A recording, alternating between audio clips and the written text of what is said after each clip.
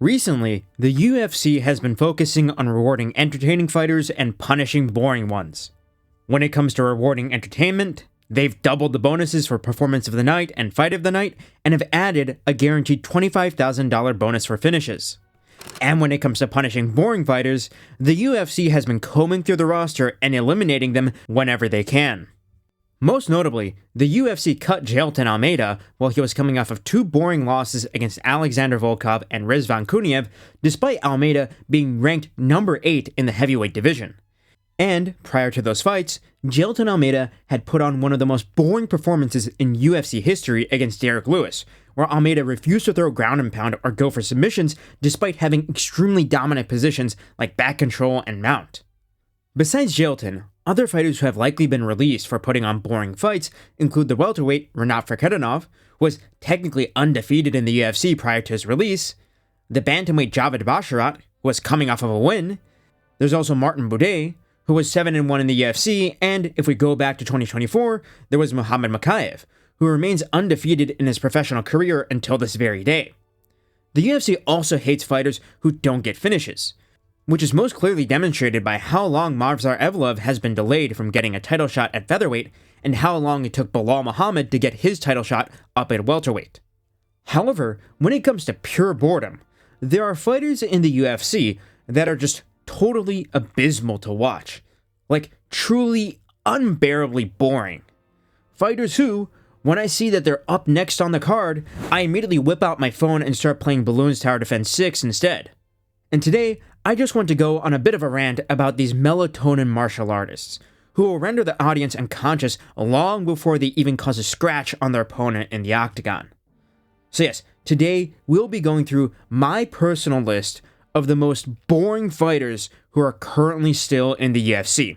And yes, that is currently. So no, I won't be including guys who have already been cut. But anyways, without further ado, let's get started. So coming in at number 10, we have Umar Nurmagomedov. And now, spoiler alert, Umar is the highest ranked fighter on this entire list. So to get started, I don't think Umar is completely unwatchable. However, I have been noticing a bit of a frustrating trend in his recent fights that I'm worried is just going to get worse as time goes on.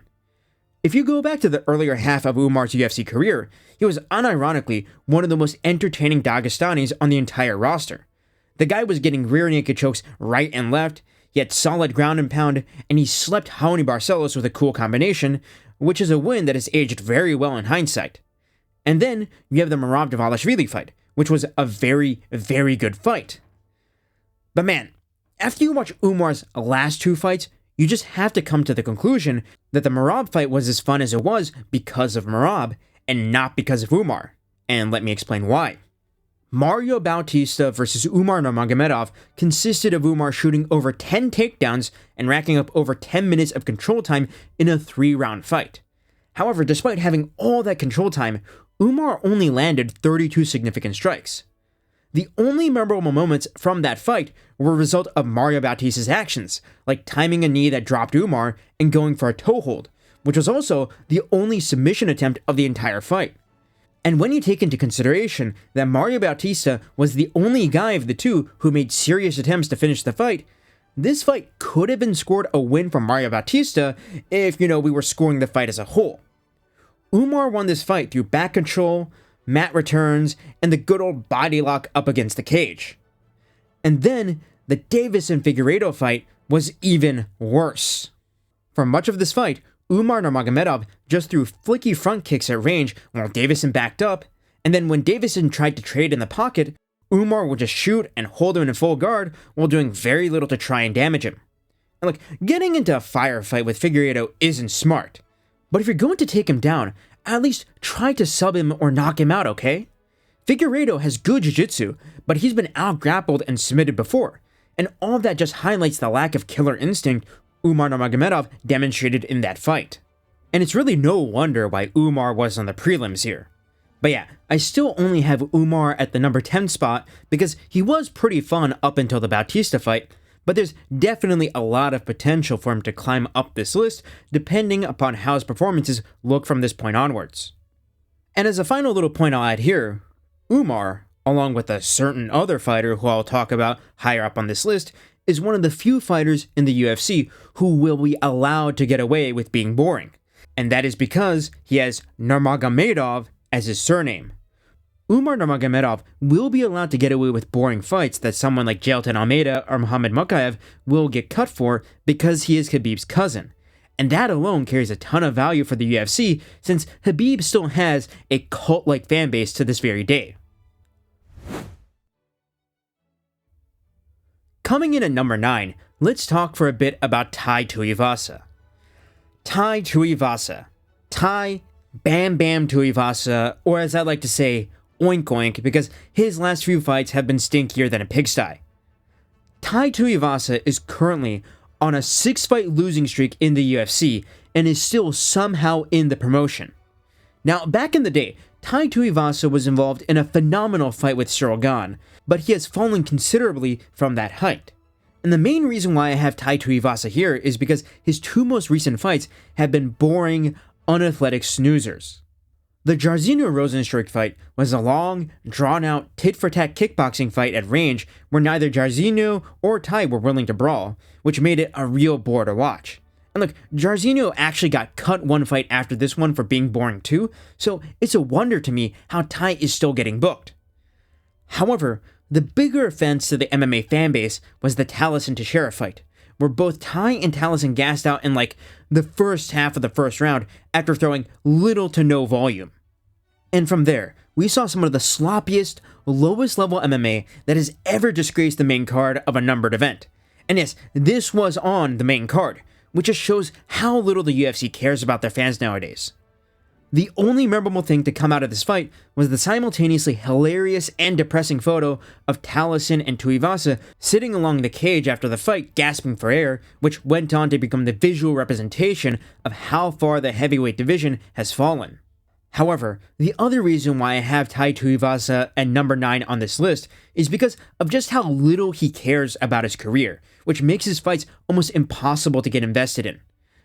This guy was caught eating Taco Bell before his fights and got literally morbidly obese during the year he took off between the Rozenstruik and Teixeira fights. This isn't the behavior of a serious professional athlete who is competing for what is the best mixed martial arts organization in the world. Tai Tuivasa has never been in shape, his ground game has always been terrible, and is frankly regressing at this point, and his striking, which was his selling point, now looks like he's shadowboxing underwater. And that is why even when Tai Tuivasa got finished by the likes of Alexander Volkov or Marcin Tybura, I didn't feel a rush of excitement. There's simply no fun in watching a guy who just doesn't care getting finished. If I wanted to watch a guy who puts up no resistance while getting submitted, I'd go and watch Clavicular getting strangled out cold on stream instead. And that's why Tai Tuivasa is at number 9. His fights are sloppy, slow, and can only be entertaining if you're laughing at how bad they are. And when he gets finished, there's no sense of wow, because you know that Tai doesn't care if he loses at this point. Now, coming in at number 8, we have a guy who hasn't even fought in the UFC yet, but trust me when I say this, you will agree with me after he makes his debut. And that is Abubakar Vagayev. And now, you might be thinking, hey, how can you judge a guy as boring before he even makes his UFC debut? But I think you'll agree with me, or even think that he needs to be higher up on this list after the end of this segment. But first, to give you some background info, Abubakar Vagayev is the former ACA welterweight champion and is a friend and training partner of Khamzat Chimaev, who we should all blame for getting this guy into the UFC after he starts stinking cards up. Abubakar, like Khamzat, is a Chechen and associate of Ramzan Kadyrov and is a member of the infamous Akhmat Fight Club. And well, I can sort of summarize why Abubakar is an absolute snoozer of a fighter with a single stat. As of the time of me making this video, Abubakar Vagayev is 24-4 in his professional MMA career. And of those 24 wins, 19 of them are decisions. 19. And Vagayev hasn't finished a single opponent since 2017. And it's really no wonder why when you watch his fights. Abubakar Vagayev is the most basic one-pattern wrestle boxer I've ever had the displeasure of viewing. If you go and watch his fight against Idil Isangulov, you'll see that 90% of the fight consists of Vagaev plotting forward to pressure Isangulov while pumping the jab. He doesn't kick all that much, he doesn't go to the body, and the most damaging strike he throws is a knee to the head in the clinch. I also don't think I've ever seen a more pillow-fisted fighter than Vagaev, because even when he lands a clean punch, he just seems completely incapable of wobbling, let alone dropping his opponent. Like, I would unironically pick Bilal Muhammad to outperform this guy on a power punching machine. And I'm not kidding when I say that. And then there's his grappling. Vagaev is a phenomenal wrestler, but man, he just does not throw ground and pound with any sort of vicious intensity. And when he does take the back against an opponent and goes for a rear naked choke, you can tell that he's just brute forcing it with all of that steroid strength that the guys in ACA have. But since he's also up against a guy on steroids, he just gets stalemated. When Vagaev is in his opponent's guard, he's more than happy to let his opponent have chest-to-chest with him, from where he'll land arm punches to the body and head that deal 0 damage. Personally, I think that Vagaev would be far more entertaining if he had just slightly better jiu-jitsu, because I've seen him have positions like mount and the front headlock from where he could go for submissions like arm bars and front chokes, but he just doesn't do anything from there. But yeah, that's why I have Abubakar Vagaev here. Incredibly low finish rate, pillow-fisted, one-dimensional striking, lackluster submission offense, and is a plotter on top of that. And frankly, the only reason why I don't have this guy any higher up on this list is because he just hasn't made his debut yet. And well, I'm not looking forward to his UFC debut, which may or may not happen depending upon whether his urine melts the collection cup during his drug test. Anyways, moving on to a name that you might have not expected on this list, let's talk about the absolute snoozer that Chris Gutierrez has been recently. Gutierrez is a striker who builds his entire game around kicks, throwing low kicks, calf kicks, teeps, and oblique kicks. He almost never throws punches, and mostly uses his hands to either block or frame off as he circles out from any exchanges in the pocket. Now, this style has helped Gutierrez get some highlight reel KOs in the past, including a leg kick TKO against Vince Morales, and a sad and very brutal knee to the chin against Frankie Edgar in Edgar's retirement fight. However, the vast majority of Gutierrez's fights in the UFC have gone to decision, and that is because his style is all about outpointing his opponents with volume over 3 rounds while avoiding trading with them. With the exception of the Vince Morales fight, Chris Gutierrez does not throw his low kicks with vicious, fight-ending intent like Prime Edson Barboza or Jonathan Martinez. No, he's willing to just tap his opponent's legs like Israel Adesanya did during his title reign. And it's not just the low kicks that Gutierrez throws lightly. During his fight with Song Yadong, Chris Gutierrez landed a flush front kick to Song's face in round 2, and Song just shrugged it off. Like, the kick did nothing. And Song Yadong has a great chin, but it didn't stagger or wobble or even slightly daze Yadong. And we've seen this kind of kick sleep fighters like Vitor Belfort and Frankie Edgar in the past. Chris Gutierrez is a unique kind of unentertaining. Whereas you typically think of laying prey grapplers as the archetype of a boring fighter, Chris Gutierrez shows us that striking can be boring as well.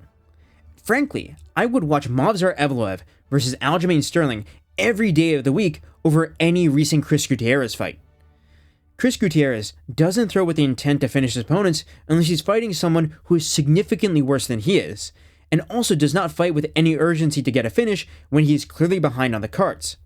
The best example of this being the case is his fight against Farid Basharat, where Chris didn't throw much in the first place because of Basharat's wrestling advantage, although in the end he ended up getting taken down easily regardless. And then, when his corner was telling him that he needed a finish, he didn't go for it. He just let himself get outpointed. And Farid Basharat isn't all that much of a finisher himself, so what was the risk in not going for it there? From my perspective, Chris Gutierrez is the most boring striker at the lower weight classes. However, he is kept lower on this list because at least his style has produced some highlights. At number 6 on the list, we have Themba Gorimbo. Themba Gorimbo is better known for getting a house gifted to him by The Rock than he is for his fights, and that's for a very good reason. Besides a KO win over Pete Rodriguez, a fat featherweight who should have never been in the UFC in the first place, Every win Garimbo has in the UFC has come by the way of decision, and those decisions have been boring. I distinctly remember Themba Garimbo's fight with Nico Price in 2024, where he controlled Nico Price to a 30-27 decision.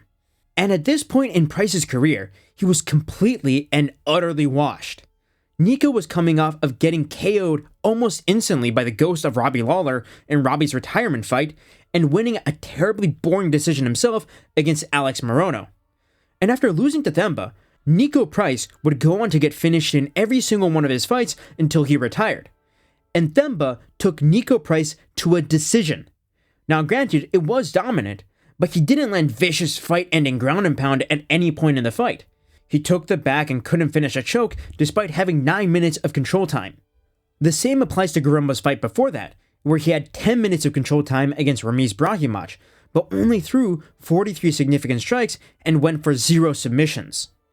Themba Garimbo is a grappler who can find submissions and doesn't throw vicious ground and pound, the definition of a lay-and-pray control merchant. He also isn't very competent on the feet, having gotten dropped by the washed ghost of Vicente Luque. Themba Garimbo isn't very good. He can only win in boring ways against UFC-level competition, and I expect that he'll be cut from the UFC after he loses to Jonathan Mikhailov. Now moving on to a fighter I don't just find boring, but I think is also very disappointing, let's talk about Marcus Buchecha Almeida.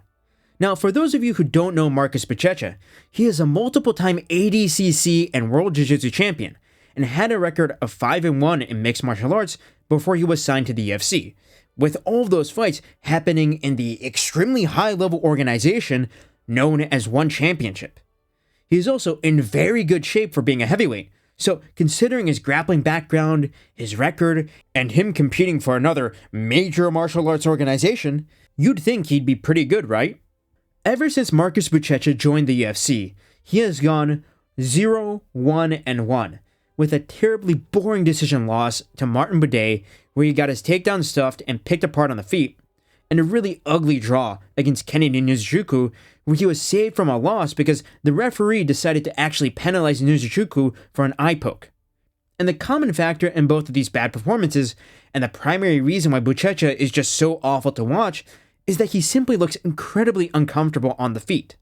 I don't say this often, but Marcus Buchecha is one of the very few UFC fighters who looks genuinely terrified in the cage. You can tell from how he barely throws punches, and when he does, there's no heat behind the strikes because it's all meant for setting up a takedown. And I mean, Marcus doesn't seem to understand that you need to throw with deadly intent in order to set up a takedown, because if your opponent knows that all of your strikes are only for setting up a takedown, they'll just ignore your strikes and focus solely on grappling defense.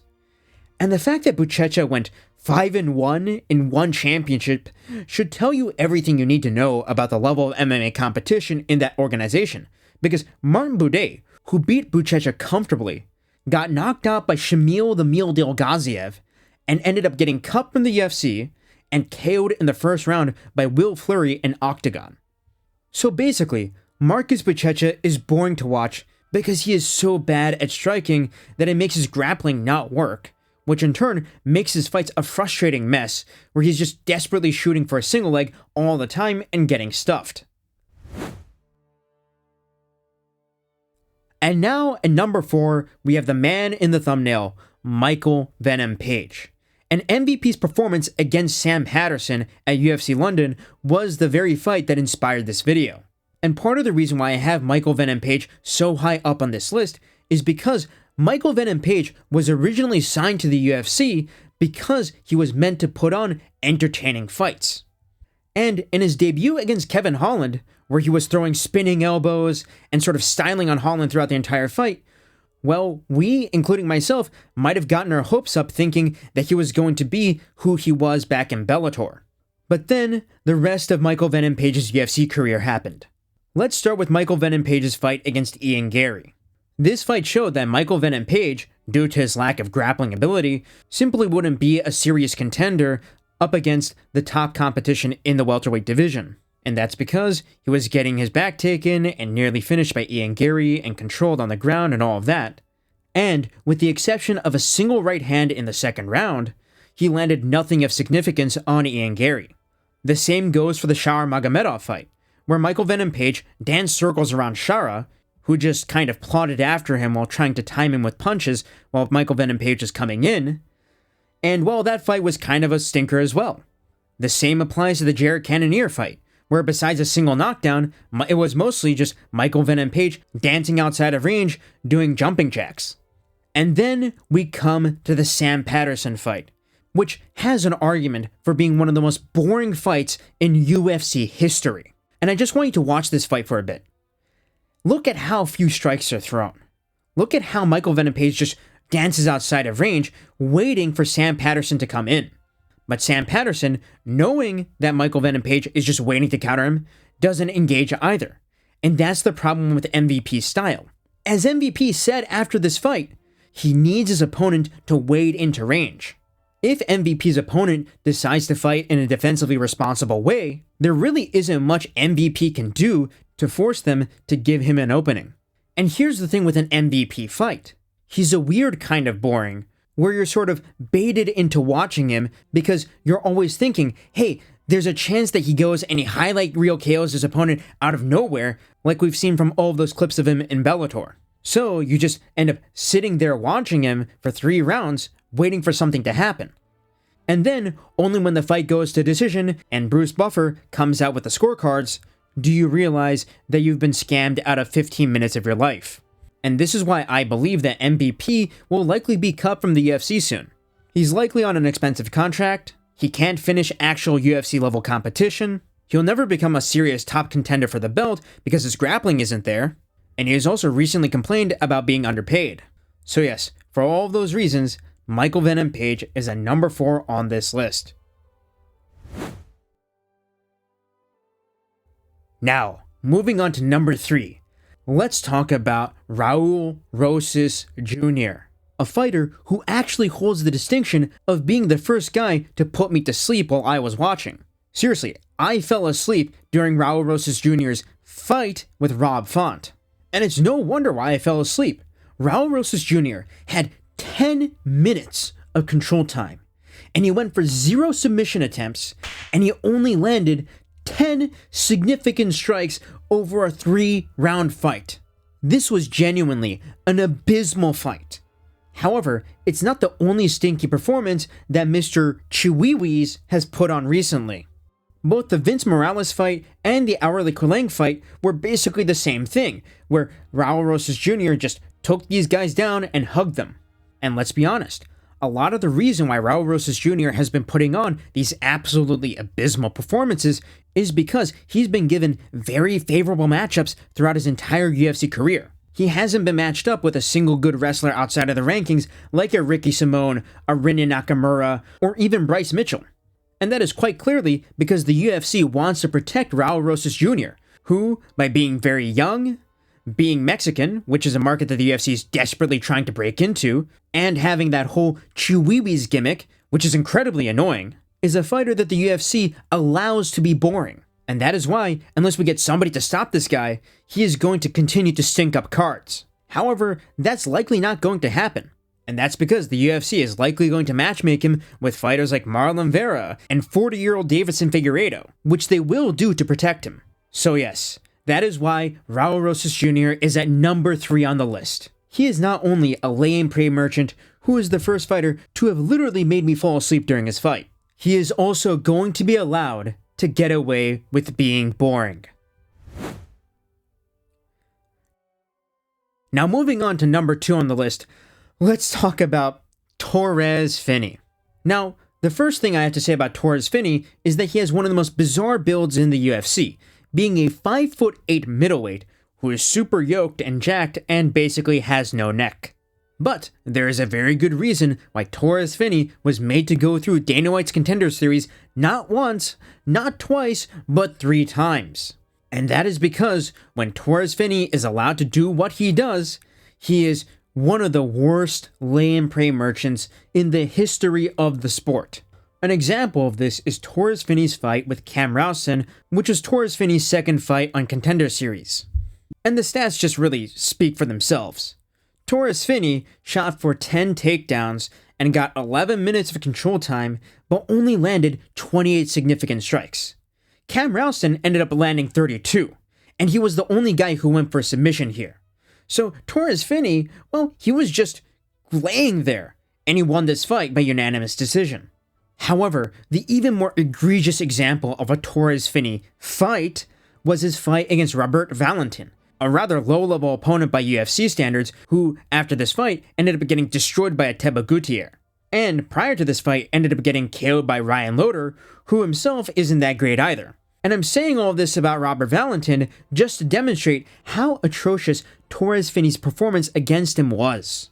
Over the course of a 3-round fight, Torres Finney got 13 minutes and 16 seconds of control time against Robert Valentin, and he shot for 8 takedowns. However, he only landed 4 significant strikes. That's basically 1 significant strike a round. Robert Valentin, on the other hand, he landed 23 significant strikes, and he landed way more total strikes. And that is why Junichiro Kamicho scored this fight 28-29 to Robert Valentin. And let's be honest, that is the correct scorecard. Torres Finney made no attempts to finish this fight. And then you go and watch Torres Finney's fight against Jacob Malkoun, which was probably one of the worst performances I've ever seen. Torres Finney looked completely lost on the feet and just got battered by Jacob Malkoun for 3 rounds. And really, that loss to Jacob Malkoun, where he got beat up and looked like he didn't know how to parry a jab, shows what happens when Torres Finney faces an opponent who has even a modicum of takedown defense. And here's to hoping he faces more such opponents, because Torres Finney, well, I'm sorry, but I now understand why Dana White made you go through 3 rounds of Dana White's Contender Series before signing you. And that is why Torres Finney is a number 2 on my list. But now, before we get to number 1, let's go over one dishonorable mention. And that is Khamzat Chimaev as the most boring champion currently in the UFC. I think that all of the champions right now are more or less entertaining, but Khamzat Chimaev is far and ahead the worst of the bunch. I already went over this in my rant video about him, but when Khamzat Chimaev knows that he can't finish an opponent, he will 100% stink it up. And that's also why I'm not really looking forward to Chimaev versus Strickland. And that's because I don't see Chimaev finishing Strickland in round 1 or 2. On the contrary, I think that Chimaev is probably just going to wrestle and control Strickland much like he did Dricus du Plessis. And that's because, although Strickland has much better takedown defense than Dricus, Chimaev's wrestling is incredibly dominant, so he's probably just going to end up getting controlled anyways. Which is why I'm not really interested in that fight. It's probably just going to be Chimaev by points by probably winning rounds 1, 2, and 3, and then Strickland sort of outpointing Chimaev for the last 2 rounds on the feet maybe. Or at least that's how I'm predicting the fight to go right now. But anyways, with that dishonorable mention out of the way, let's talk about who I believe is the most boring, sleep-inducing fighter in the entire UFC. And at number 1, we have Rafael Estevam. And the reason why I have Rafael Estevam here is because Rafael Estevam is the only fighter who has not had a single entertaining fight in the UFC. Now, that may change very soon because he is scheduled to face Ethan Ewing the day after this video releases, but I highly doubt that. And that is because Rafael Estevam is one of the worst lay-and-pray merchants, if not the worst lay-and-pray merchant in the entire promotion. In Rafael Estevam's fight against Charles Johnson, he had 9 minutes and 23 seconds of control time, and he only landed 18 significant strikes. Charles Johnson landed 72. And that is because Charles Johnson was piecing Rafael Estevam up on the feet in the 3rd round after Rafael Estevam gassed. And Rafael Estevam gassed out because he was just laying and praying on Charles Johnson and just desperately hugging him for 2 rounds straight. The same applies to Rafael Estevam's fight against Jesus Aguilar, where he only landed 11 strikes while getting 9 minutes and 22 seconds of control time. And just like in the Charles Johnson fight, This was because Rafael Estevam held Jesus Aguilar down for rounds 1 and 2 and then nearly got finished in round 3. And the same pattern also applies to Rafael Estevam versus Felipe Bunez. And now, in this case, Rafael Estevam actually outlanded Felipe Bunez in terms of significant strikes, but it was Felipe Bunez who was actually going for submissions, who was actually trying to finish this fight. And on top of being a massive lay and pray merchant who just likes to hug his opponents, Rafael Estevam is one of the worst weight bullies in UFC history. And he's gotten away with it because his fights are so boring that you just don't notice him. Rafael Estevam has so far had 3 fights in the UFC, and he has missed weight for 2 of them, the Charles Johnson fight and the Felipe Bunez fight. And the total number of weight misses goes up to 3 if you count the Zhalgas Zhumagulov fight, which got cancelled because Estevam botched the weight cut. So it's really no wonder why Rafael Estevam has no hype despite being undefeated and is being forced to move up to bantamweight. And I'm recording this as I'm editing, at the very last second, but guess what? Rafael Estevam missed weight yet again, up at bantamweight this time against Ethan Ewing. So yeah, he's probably gonna get cut next week. He is probably the most reprehensible archetype of fighter in the entire sport. A weight bully who misses weight and then uses the weight advantage to lay on his opponents. Like, can you get any worse than that? Kelvin Gastelum caught a lot of flack for doing that in his fight against Daniel Rodriguez, and rightfully so, but nobody has called out Rafael Estevam. And that's probably because he is so boring that he's never been let out of the apex. Yes, you heard me correctly there. Rafael Estevam has been in the UFC since 2023, and he has never experienced a single fight outside of the apex. And that's likely because if a crowd were actually there, they would start booing or go to sleep. But anyways, that is why Rafael Estevam takes the #1 spot for the most boring fighter in the UFC, at least in my opinion. So guys, let me know what you think about my list. Comment who you think are the most boring fighters in the sport down below. And yes, thank you for listening until the end, because I know that you were listening to this video instead of watching it. So yes, goodbye.